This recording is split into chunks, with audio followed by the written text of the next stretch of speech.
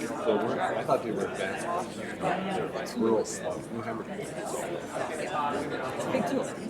But with him and the head like 400 years old, which is so, all five are just if all five are rural, then no. They're down to that. So. Exciting. One of the most exciting weddings. It is. Sue's part of it too. She lives in Forest Heights, so Okay. Cool. she went to that earlier. She's like, it's gonna be what it's gonna be. What's the one people's top cars I was talking to? I don't know. Wasn't that a shock? My heart went out. What? 30, 35. Oh, kept on winning. Anyway, looking forward to see No, it. I just wanted to test this. That's cool.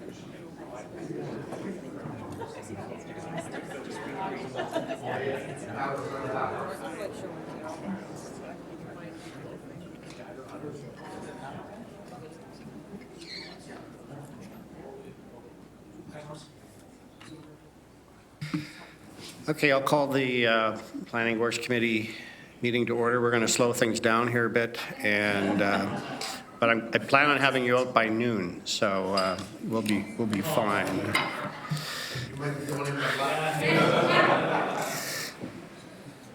Any declarations of pecuniary interest? Seeing none, there's no delegations. The consent agenda, a couple of items on the consent agenda. Anything that anybody wanted to speak to?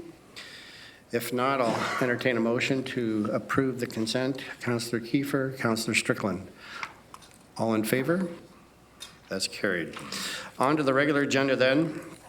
The Upper Cedar Creek Scoped Sub-Watershed Study. Mr. Rougier. Thank you, Chair Galloway.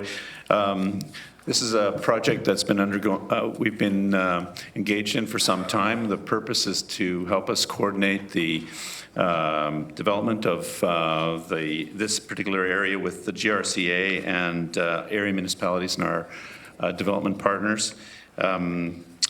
It's background information that will support the review of the regional official plan that's currently underway. Michelle can provide a little bit of additional detail. Thank you, through the chair.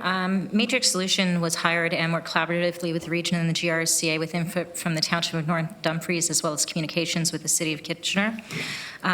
Cedar Creek is a cold water creek located primarily within the City of Kitchener and North Dumfries, and it's the headwaters to the Waterloo Moraine. So it's a particularly important area for the region of Waterloo because it's one of our most important headwater areas and drinking water resources for the region. A detailed study area was included for Southwest Kitchener, as well as the employment lands located in North Dumfries at the 401. We did commit to completing the subwatershed study through the approval of the regional official plan, and this study will inform the ongoing review. The subwatershed study completed the characterization of the watershed study, including the natural heritage system and associated linkages, as well as the development of an impact study and a management plan. And it will serve the basis for future work associated with aggregates and aggregate impacts in the Township of North Dumfries. It will also help us delineate the regional recharge area in the Southwest Kitchener area. Okay, thanks, Michelle. Any comments or questions? Councillor Foxton. Thank you, and through the chair, I'd like to just thank staff. It's a very good report and says a lot, especially at this time with the provincial policy statements and the differences to the ARA. So it's really essential. So thank you so much. Okay, I have no other questions, but I did want to ask Michelle, so this is a fairly long-awaited study, in part might help resolve some of the issues in the southwest corner of Kitchener, which have been kind of put in abeyance. Is this the final study that needs to be done in order to decide what what's going to happen there, or is this just one step in that process? Through the chair, this is just one step in the process. There are other technical studies that have been completed internally by our source protection group, and if there's additional questions on that, I might defer to my colleague Nancy. So what will happen is all of that technical information will then be forwarded into the regional official plan review process, and that will help us determine potential for this area going forward. Nancy, do you have anything to add to that?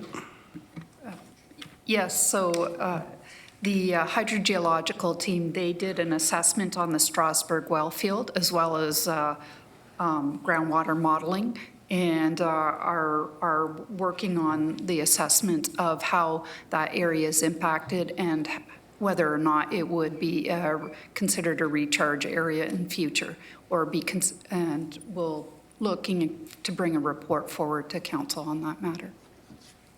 Okay. Any other questions? There's a recommendation to approve the report. Councillor Foxton, Councillor Jowett, all in favor? That's carried. The next item is the response to the provincial policy statement. Mr. Rozier. Thank you, Chair Galloway. So this is a response to the latest in a series of proposed changes by the province to the planning framework. There are a number of matters which are of concern to regional staff, particularly with regard to the approach to the regulation of aggregate resources. Michelle will provide us with a bit of additional detail. Thank you through the chair. With respect to the issues that are identified in the report with respect to aggregates, the provincial policy statement is would propose to prohibit the ability for municipalities to regulate extraction below the water table. This is a concern for us, particularly given the current licensing process where municipalities have a limited ability to weigh in on any amendments to aggregate licenses to go below the water table, and our significant link to source water protection would be of concern. There is also the potential to permit extraction within significant natural heritage features, with the intention of, in the future, at some point in time through rehabilitation, recreating these features. So it's untested and of a great concern to the region. With respect to housing supply, there is a direction towards market-driven approach. The province has been looking at this through the Ontario Growth Secretariat and their work with a Place to Grow growth plan. But there isn't enough detail at this point in time to truly understand the impacts of a market-based approach, so there are concerns there. In general, there's a weakening of overall policy direction, for example, with respect to matters of climate change and renewable energy systems, as well as transit supportive densities, as well as changes to the implementation section of the PPS, which would serve to weaken its approach overall. And finally, there is concern with servicing approaches that would open the door to requiring communal systems, which again is of concern to the region. So staff will continue to monitor these changes and report back to committee and council as necessary. Thanks, Michelle. Councillor Foxton. Once again, thank you. Excellent report. As you know, I'm the chair of TAPMO, which is the top aggregate producing municipalities of Ontario. Due to what's come down to the Aggregate Review Act and in the provincial policy statements, we're allowed to comment. I've been working with AMO as a task force to put together documents, which I will be adding the regional comments with it. And sending it out to all our TAPMO members to send in to the province by November 4th. What a lot of people aren't aware is that Ministry of Natural Resources and Forests have retired or cut a lot of their staff. So regulations that are put into effect have no one to check them out and to possibly fine or deal with the situation. And because a lot of the regulations require either the ministry staff or in some cases policing, there is going to be no enforcement. So it's a big concern for all of us. And you've hit several of the topics here. Another one is the haul routes and the trucks on the roads as well. Now they've taken that used to be looked after by LPAC. Now that's been taken away, so no one is going to be monitoring this stuff or taking care of it. So a lot of it's going to fall onto municipalities, and they're not going to have any strength to implement. Okay, thanks. Michelle, you want to respond to that? So through the chair, there will be a report coming to next committee specifically on the Aggregate Resources Act proposed changes, and it will include the comment on haul routes as well. Thanks, Michelle, and thanks, Councillor Fox. And I was going to ask you, but you've answered it, what insight you had on this, and from the perspective of the top producing aggregate communities that you are part of. It seemed to me when I was reading this that there were first of all, the number of concerns that we have, and the relative seriousness of the concerns that were being expressed by staff.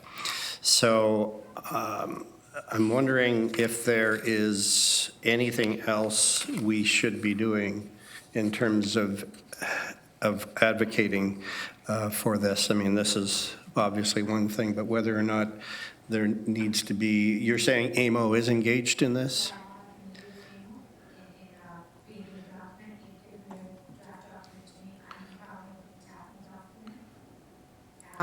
And so, Michelle, if that document's coming soon, there is a document I just got from Pushlands. I had to go to an Ontario Stone, Sand and Gravel meeting, and to get there in Pushlands, I had to drive down a dirt road, 10 kilometers of water on both sides, which is a quarry. It was raining, and I thought if I slipped into that water, no one would ever know I was there.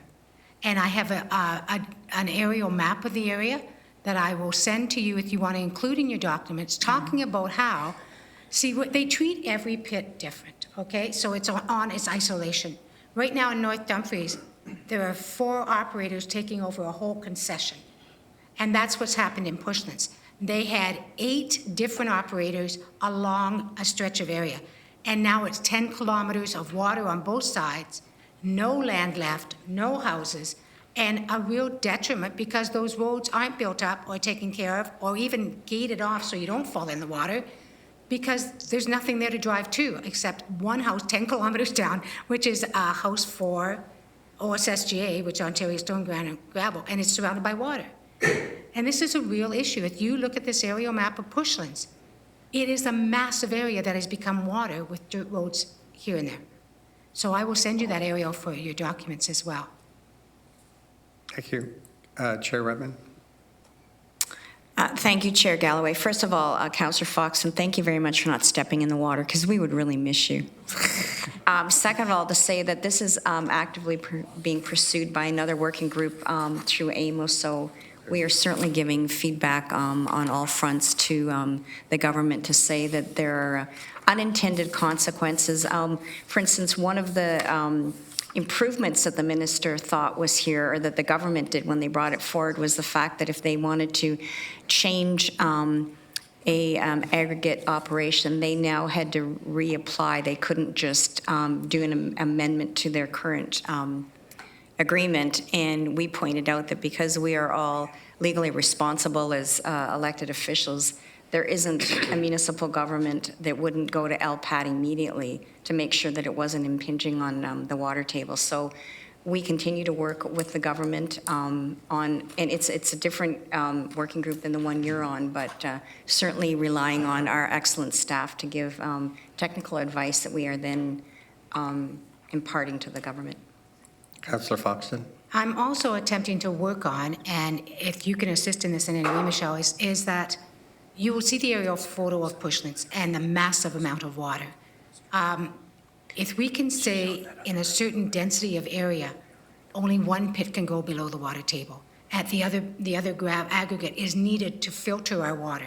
So we're trying to figure out that formula, that density, what would be okay and what wouldn't be. What couldn't happen ever again is what's happened in Pushlands, anywhere else. Because that is a total, just this massive water that's not ever going to be cleaned or filtered.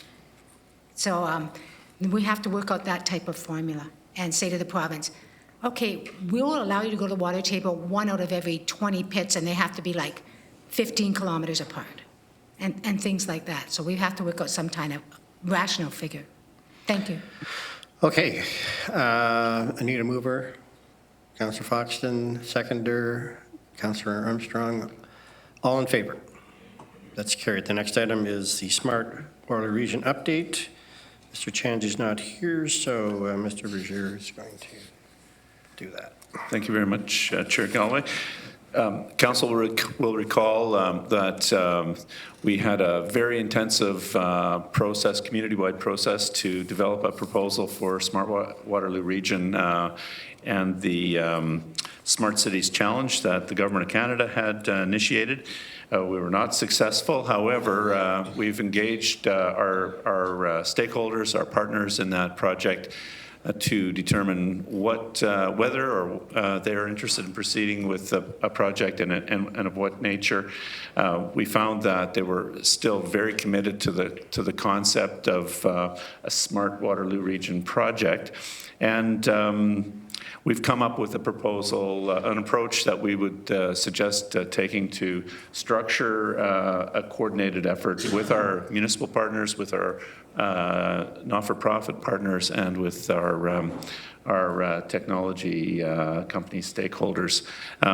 So we're suggesting that we would be coming back with a more detailed proposal for moving forward in early 2019. In the meantime, Community Services is interested in reallocating some funding out of their 2020 budget to support this project, because the first phase of it will strike directly on supporting the well-being of children and youth, very close to their agenda. Okay, that's for information. Anyone had any questions on that? I think it's we do have a recommendation. Oh, yes, I'm sorry. There is a recommendation. I'm one ahead. Moved by Councillor Verbanovic, seconded by Councillor Erb. I just wanted to comment, I think this is an excellent idea. There was a lot of momentum, a lot of goodwill built up, a lot of great ideas. That $50 million would have gone a long way to do, but we should try to get out of this effort what we can and move forward. I think this is a great initiative. All in favor? That's carried. The next we'll switch gears.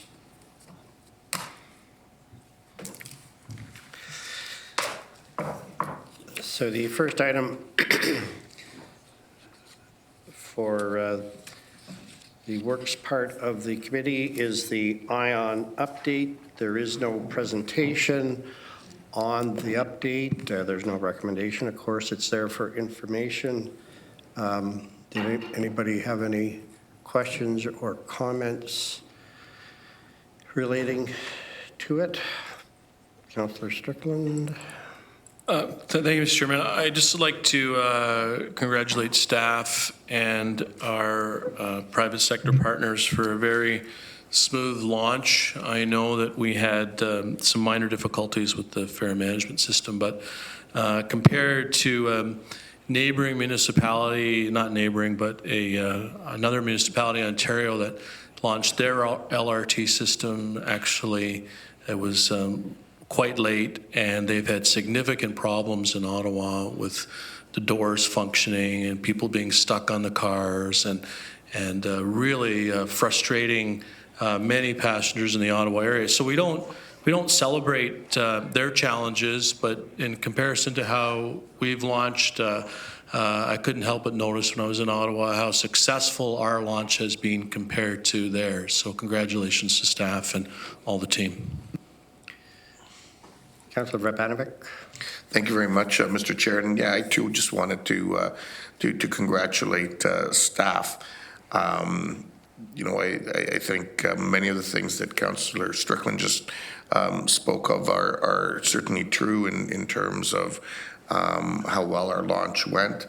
But I think what's been particularly exciting for me has been both the response from the community, not only in terms of ridership, but more importantly, as you talk to people about it, and even those who were naysayers, so often actually are coming up and saying, you know what, I really wasn't crazy about it, but I either took a ride during the 10 days that it was free, or I've taken a ride since, or I've taken multiple rides since, and I get it now.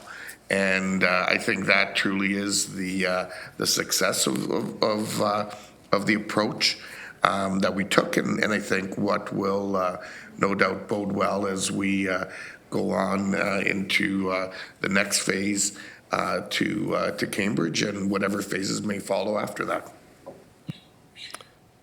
Chair Redmond. Thank you, Chair Galloway. I guess the only other thing I'd like to underscore, in addition to the comments that have already been made, is that it was a great launch. It hasn't been perfect, and I think we've demonstrated through staff and GRT that we're willing to take those criticisms, find the improvements where necessary, and it really is a partnership between us and the people who are riding the ION to make sure that we're getting it right. So kudos to staff.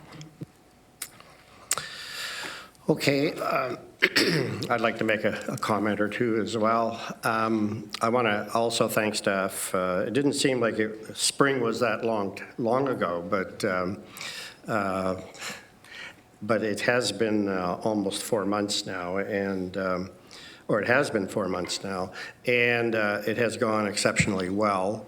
The operations, as far as the actual line and the vehicles has gone particularly well. There's been a couple of hiccups, not a couple of hiccups, a few hiccups with the fare system, which are getting ironed out. As the report indicates, revenues are above budget, which is always a good thing. Not all attributable necessarily to ION, but in large part. The ridership, or we should be more accurate, the boardings have certainly exceeded some expectations, although we didn't have set projections for this particular point in time. The projections that we have for 2022, we seem to be well on our way to achieving. And that's certainly very rewarding and gratifying. I think you know, we're concerned, if we build it, will they come? Well, we built it and they came. Up 36% on the Central Transit Corridor year over year in terms of boardings, and system-wide 14%. That's after 3 months. And we'll see if that can be sustained, or in fact maybe can be improved upon. Who knows? But it has been received very, very well.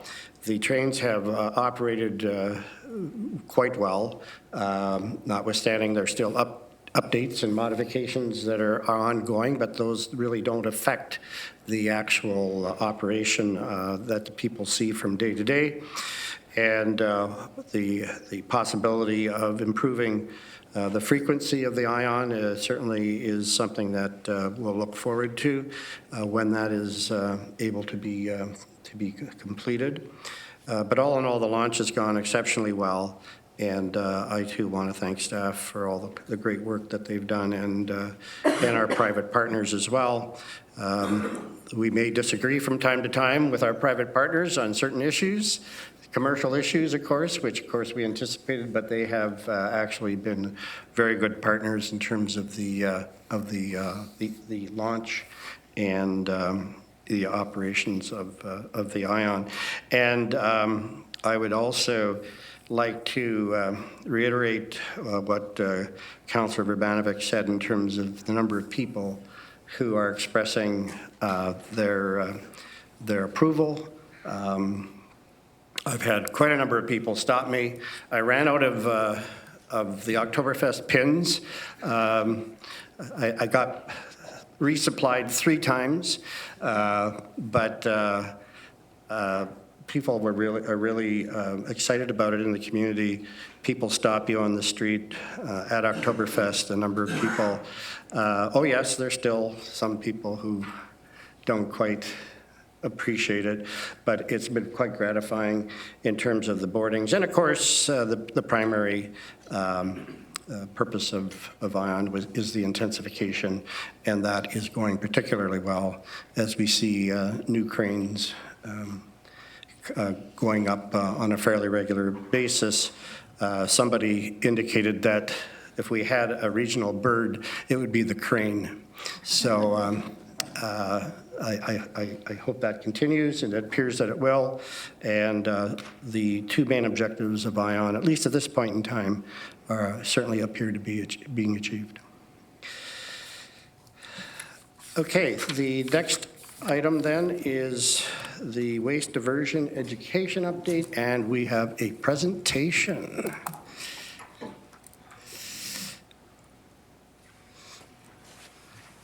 So, Carrie, you have until noon, so.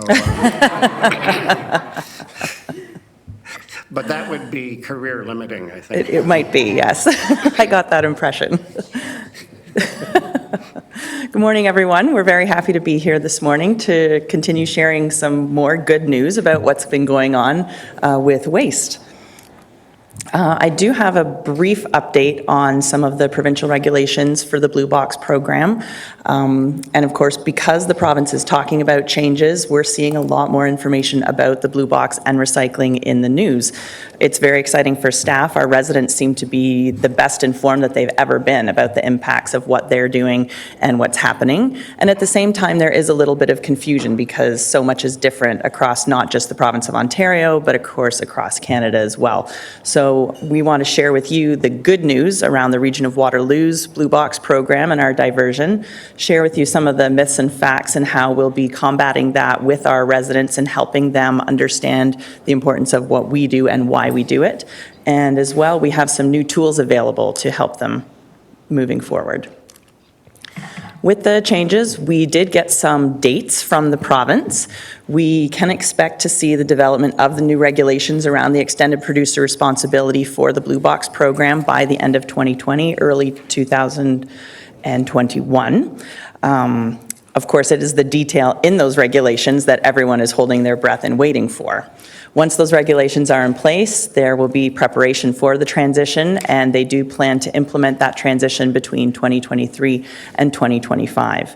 And one of the details that staff are particularly interested in hearing is what some of the standardization might be across the province. A lot of the confusion that our residents deal with come from those who have cottages elsewhere, family who live elsewhere, and say, well, this works in their program or someone does it this way. That's a challenge for our staff, especially being so close to the GTA. We see a lot of their promotion and education materials come this way as well. So we do our best, and we have a great team working with our residents to make sure they understand how best participate in our programs, and the standardization that we hope will be coming across the province will help with that as well. It is currently Waste Reduction Week in Canada. So, of course, we do make a big fuss about our waste reduction efforts in the spring around Earth Day, but this is the week dedicated to waste reduction, and we did just have our version of Open Doors at the landfill this past Saturday. We had 375 residents come, and we provide the bus. We take them all around the site, so they got to see the active tipping face at the landfill and see the real impact that their garbage makes. They also got to tour our materials recycling center, and of course, we had a number of staff on hand to ask questions and answer those questions.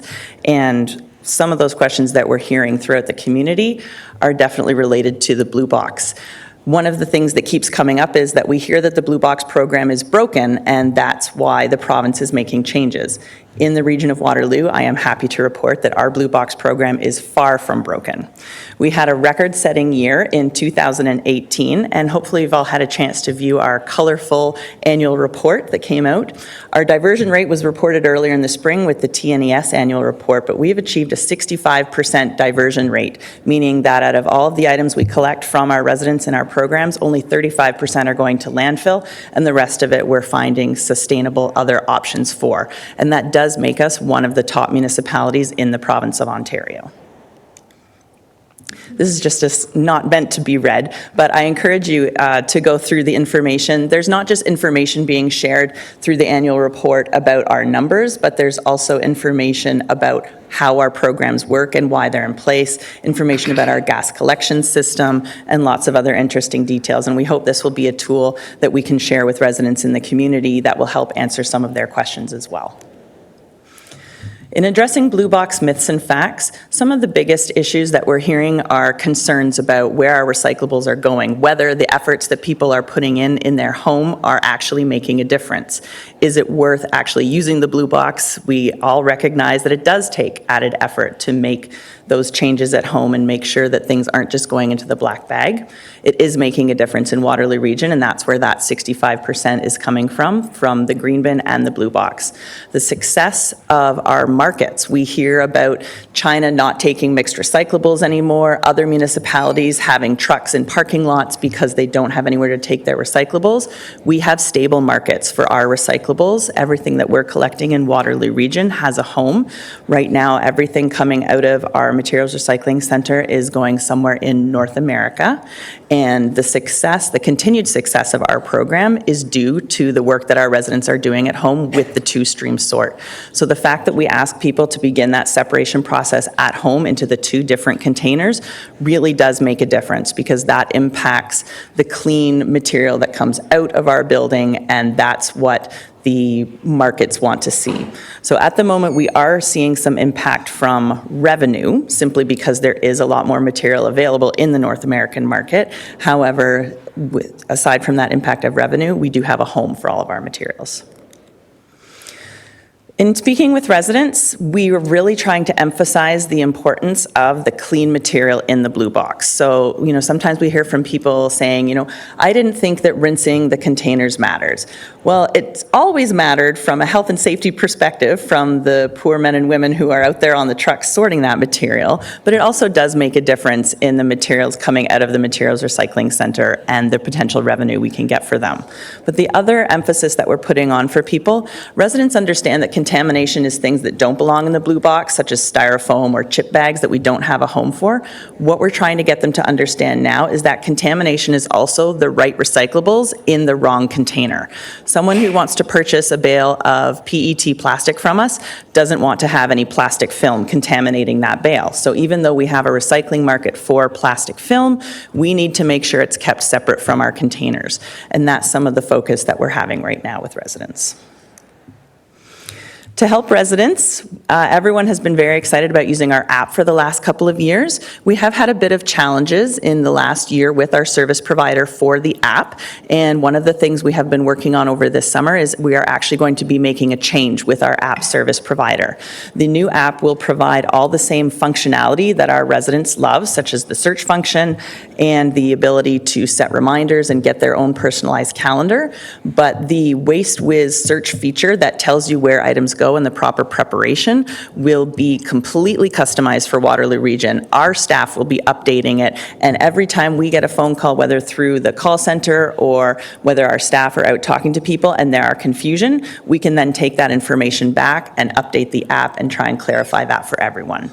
We hope to see that app launch in late fall, so you will see some ads coming out about it. Our trucks will be updated, and you'll all receive a link to download the new app onto your phones. We also have an exciting new educational tour from our 360-degree video, and I'm going to let our coordinator, Kathleen Barsoom, demonstrate it for you.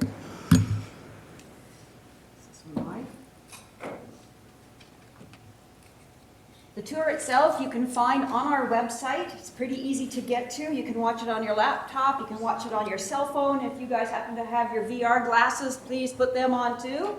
It is a very large video, so I'm going to walk you through just a couple of minutes of it. So sit back and relax a little bit.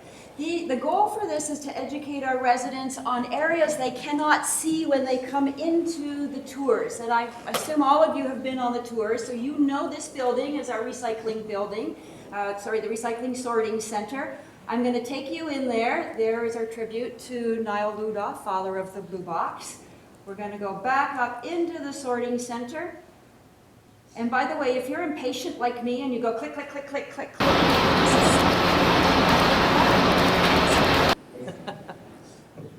I'm going to keep walking you through at the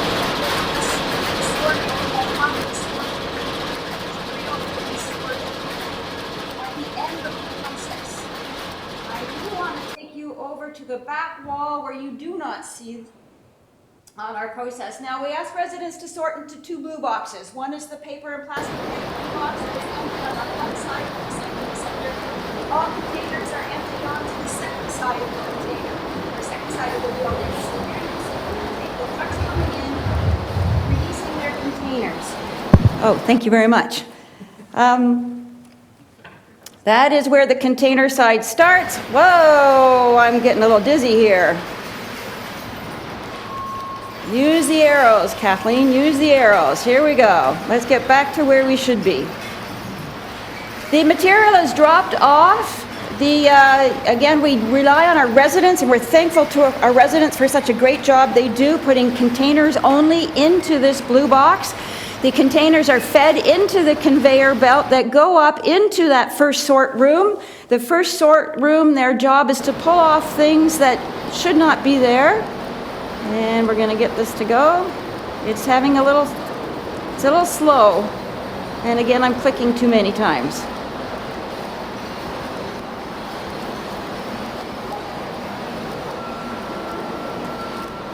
Inside the first sort room, we have 2, sometimes 4, sometimes 6 workers in there. They're pulling off material that should not be recycled, cannot be recycled. Here you'll see they're pulling off plastic bags and paper. Plastic bags and paper are a completely different material type than the rigid containers. The soft, flexible paper is vulnerable to contamination. So if you get food products spilled on some of the plastic bags or some of the paper, that makes this material not recyclable. So they're pulling them off here. If it's clean, it will be sent over to the recycling side. Unfortunately, if it is covered with some food waste, it cannot be recycled. I just want to take you over to my favorite part of this building, and that is up to the optic reader. As material comes out of the first sort room, the magnet will pull off the steel cans. The glass will go into a different separator. The materials will continue along this conveyor belt right into something called the shaker table. The shaker table's job is to use vibration to separate the materials into a single line. As it separates, it's fed into the optic reader. The optic reader, using infrared technology, reads the density of the plastic. Using little air streams, it will sort this plastic into 3 lines. The 3 lines now go into our final sort room, which I'm sure you've seen. The final sort room, of course, will make sure the material is clean, clean, clean. So when it's baled, you only have one material in that bale so that we can send it to the processor. Now, I will invite you to spend more time playing with this when you do have some time. But in the meantime, I would like to take you over to our landfill. This video covers the admin building, it covers the truck scale, and it covers the landfill. Now, we grasped this opportunity because this particular 6-month, 8-month period that we shot this, we're building a new cell. Doesn't happen every year. So you can go down deep into the cell. You can learn the technologies used to make that cell safe and environmentally safe for all the residents. You can look from the bottom of the cell, 14 meters high, to the top of the cell, 2.5 football fields wide. The cells are pretty large, this one. Now, it'll also take you into the tip face of this current operating area. You can get up close and personal to the heavy equipment like the compactor and the dozer. It'll take you over to the top of the closed cell. But inserted into this video, there's 3 brief videos, 2 are time-lapse videos on construction of the cell and on the current cell. But I do want to end with this flyover. Now, this is our Pride video. This is the one we will use, staff will use in our presentations. These are also on our website. It's about 1 minute, 30 seconds. This shows the work behind the scenes, all of the efforts and the staff and the regulations, and actually all the pride that the staff take in our landfill, in our services, in our recycling.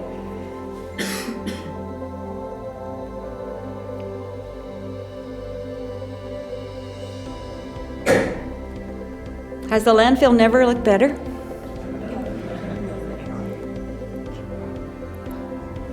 Great.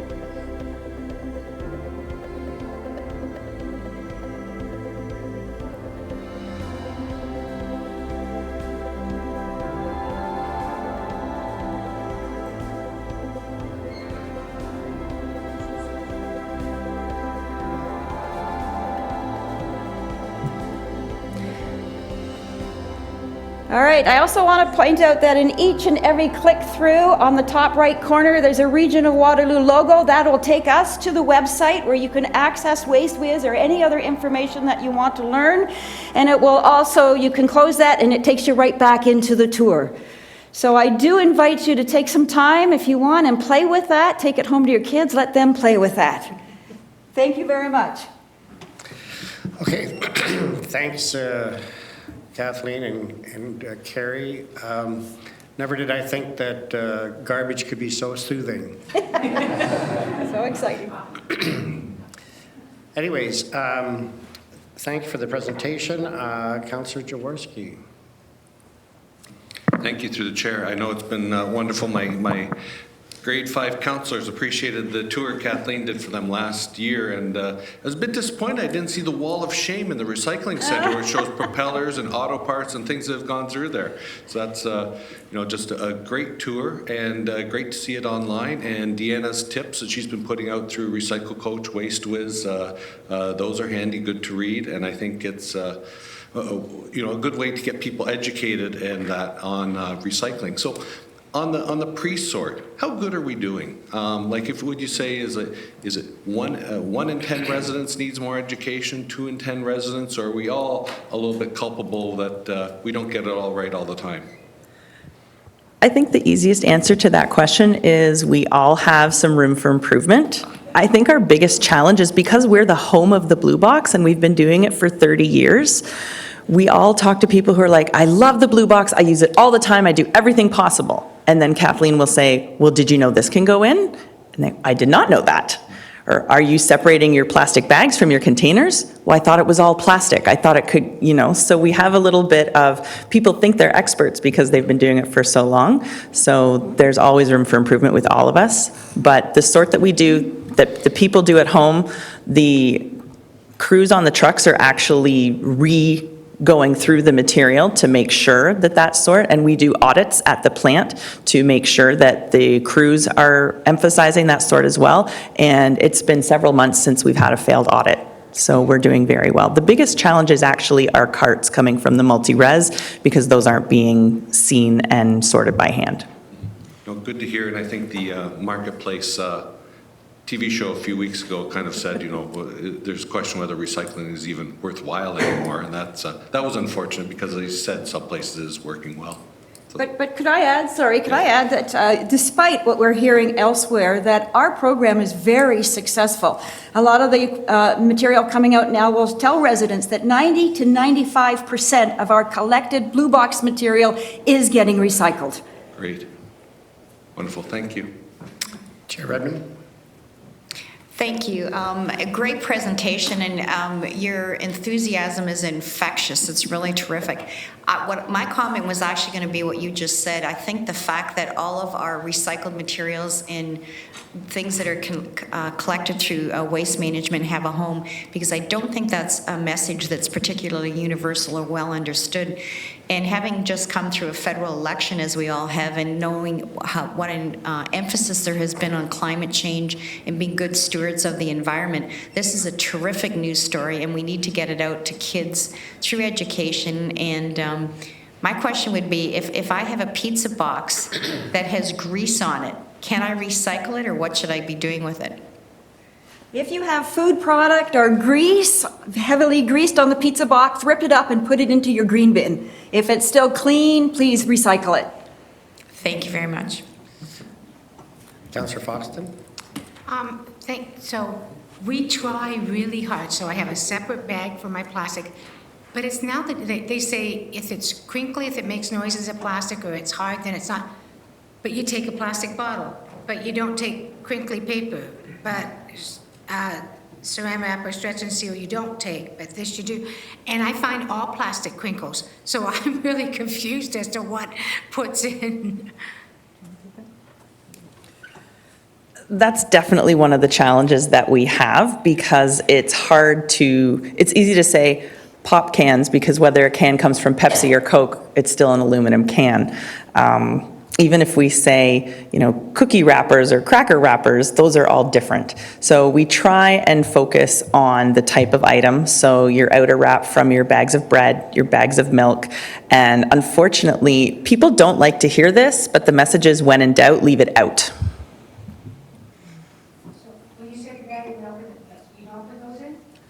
Yes, you can put those in. Yes. Councillor Herb? Thank you very much for the excellent play-by-play of what happens in the site. The 65-35 ratio of recycling, and does that actually get sorted out in the system where you showed the conveyor belts and things? Where does that happen? So the 65% that's being diverted captures everything that is not going to landfill. So that's all of our blue box material, all of our green bin material, the yard waste that we're collecting, as well as material that we collect at our transfer stations for drop-off, like household hazardous waste, batteries, things like that. So that would include Christmas trees? Correct, yes. Okay. Yes. Thank you. Councillor Jaworski? Oh, I would just like to remind Chair Redmond that this is the week of Zero Waste Challenge. This is the week to be eating apples, and that way you just have to take this little sticker and put it in your jar. Not the week to be eating pizza.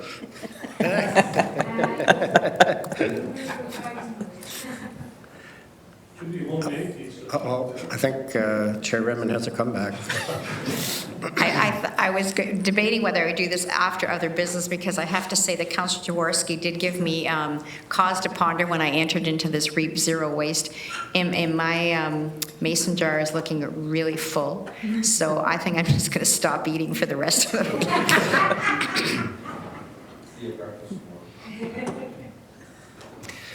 Okay, no other questions, but I did want to comment as well. One of the key takeaways, and it's been mentioned a few times of today's report, is that our recycling does have markets. The markets fluctuate, and we may not have the revenues that we might project, but we're not landfilling. And of course, we're fighting some publicity elsewhere that people may get the wrong impression, and then they may slow down on their efforts. So this is a great opportunity to emphasize that we are not experiencing those problems, and we are, in fact, doing quite well in that regard. I want to thank Kathleen and Carrie, and Sue is here as well, for their enthusiasm for this particular part of the landfill, or the waste management program. It's been a tremendous success. The decision that we made in terms of every second week garbage pickup, and of course expanding the green bin program, has paid off. Not only did we save some dollars in terms of our contract, but we're seeing great waste diversion impacts and outcomes as well. So it's really a win-win for us. And then the question that I always have to ask, which I think maybe, Carrie, you did allude to, is how many years do we have left, or Sue, how many years do we have left in the landfill? I ask this question every year. My answer has been the same. In the 15 years I've been with Waste, we've got 15 to 20 years. That's right. And I've asked that question for even more than 15 years, and I'm glad to say every year it's 15 years. And that should be our objective, that we always have 15 years left in our landfill. And even though our population has grown almost exponentially in that period of time, our waste diversion efforts have been even greater exponentially to maintain the 15-year life expectancy of our landfill. We all know what a new landfill or another way of dealing with solid waste would cost. in terms of environmental assessment processes and technology costs. This is really a win-win for our community, and we should be proud of the fact, unlike some other communities that don't have the luxury of a landfill with any kind of longevity, we continue to be in that position. So thanks to staff for that. And may our numbers even get better. Thanks very much. Councillor Foxton? Thank you, and I do appreciate the Facebook and tweets and everything else, but sometimes people tend to believe the written print.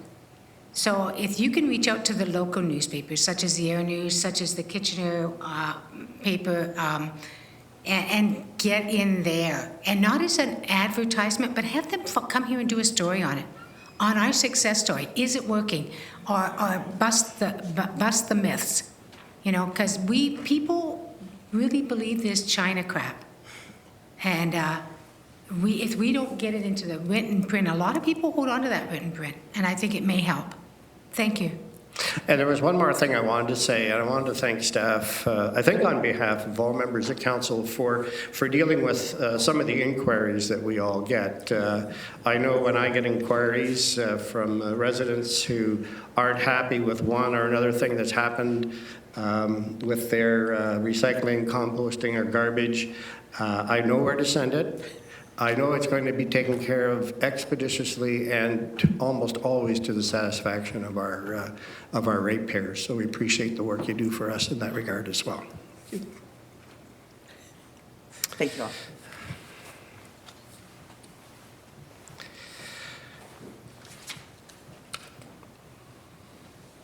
Okay, the next item is the amendment to a consulting agreement for the William Strange Street water supply system. An upset fee increase in that particular contract to Stantec. Any questions? Someone wish to move it? Councillor Brbanovic, Councillor Kiefer, all in favor? That's carried. The next is a consulting contract for wells K21 and K26. Any questions? Councillor Strickland? Councillor Armstrong, all in favor? That's carried. The extension of our maintenance agreements with the 3 urban municipalities who maintain regional roads. A new contract for 1 year ending December 31st, 2020. Any questions in regards, Councillor Harris? Yeah, hi. Good morning.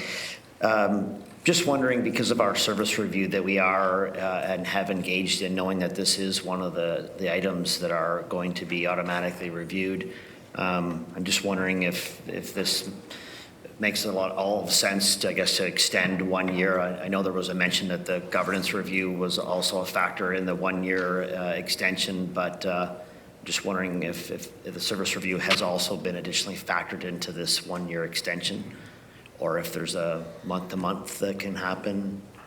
Mr. Murray. Yeah, so I would say the primary driver of this extension is the regional government review that's underway. But I think also, knowing that the service review is ongoing, we expect to have a report from KPMG by the end of November. But I think whatever comes out of either of those processes would take some time to implement. So I think getting this in place for a 1 year period would give us enough time to look at whatever other changes or whatever other approaches we want to take, because a fair amount of lead time on road maintenance equipment, staffing levels, and I think the cities need some level of certainty so that they can maintain staffing, maintain their equipment. And it gives us, like I said, it'll give us a good amount of time to look at any other options. So I think it's prudent, but it doesn't lock us in for an inordinate amount of time. Okay, no other questions. The motion, Councillor Harris, Councillor Erb, all in favor? That's carried. Any other matters to bring to the meeting? Motion to go into closed session. Councillor Kiefer, Councillor Clark, All in favor? It's carried. Thank you.